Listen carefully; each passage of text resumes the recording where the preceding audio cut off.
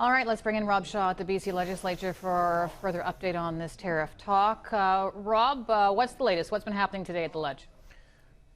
Well, Stacey, a bit quieter in the sense that there were no outbursts from the American president today, which is a good thing, but still lots of activity behind the scenes here in Canada, preparing and strategizing. Prime Minister Justin Trudeau convening a virtual meeting of the premiers this morning, not all of whom are on the same page when it comes to his plan to retaliate dollar for dollar to any American tariff, saying that First Ministers discussed the importance of reducing barriers to trade within Canada and agreed there is more work to be done to facilitate trade. Premier David Eby putting out his own video statement saying the challenge posed by the tariffs is an opportunity to boost exports elsewhere, including trade overseas, to bypass the Americans and diversify our economy. The problem for BC is that the United States is such a dominant source of our exports.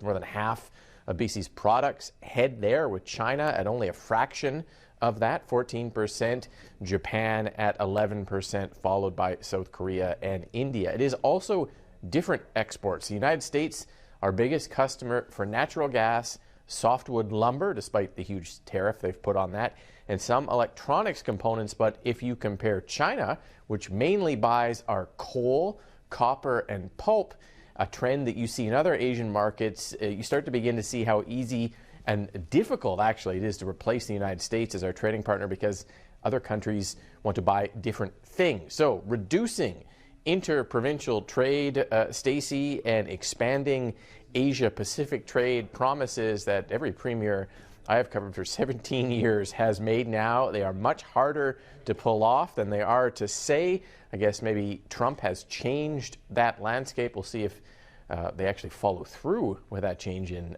trajectory.